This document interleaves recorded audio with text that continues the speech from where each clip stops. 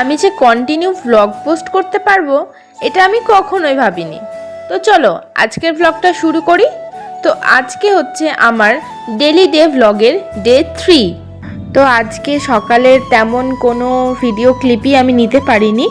তো এখন বাজে ওই 12টা মতো। তো এখন থেকে আমি ভিডিওটা আজকে স্টার্ট করছি। আর সকালে আমি রান্না করেছিলাম পাস্তা, তো সেটাই আমি এখন খেয়ে নিচ্ছি, কারণ আমার তো প্রচণ্ডই ব্যাড হ্যাবিট আছে, টাইমের খাবার আমি কখনোই টাইমে খাই না। আর এখানে প্রতিদিনের মতো আমি ঘরটা ঝাড়ু দিয়ে ঘরটা সুন্দর করে মুছে নিলাম। আর তারপর সিঙ্কে আমার প্রচুর বাসন ছিল, সেগুলোও আস্তে আস্তে মেজে নিলাম। আর এখানে আমাকে তারপর স্নানে ঢুকতে হবে, তো সেই জন্য চালটা আমি আগে ভিজিয়ে রেখে দিই, তাহলে ভাতটা তাড়াতাড়ি হয়ে যায়।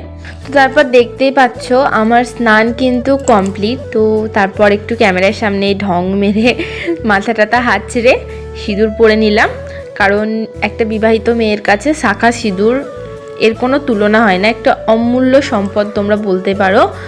আমি এই যে ভিডিওতে এত ডায়লগ মারি, তো এই ভিডিওগুলো যখন আমার বাড়ির লোকেরা দেখে, তো তখন সবাই একটা কথাই বলে যে তুই এত কথা কোথা থেকে শিখলি। কিন্তু বিশ্বাস করো, মানে ভয়েস ওভার দিতে দিতে না একা একাই কথাগুলো বেরিয়ে আসে, আমি জানি না কেন এরকম হয়। আর এদিকে আমি সূর্য প্রণাম করে জামা কাপড়গুলো মেলে দিচ্ছিলাম, তখনও কিন্তু আমার রান্না কোনোটাই কমপ্লিট হয়নি। আর হঠাৎই দেখি তখন কোথা থেকে আমার বরমশাই চলে এসেছে।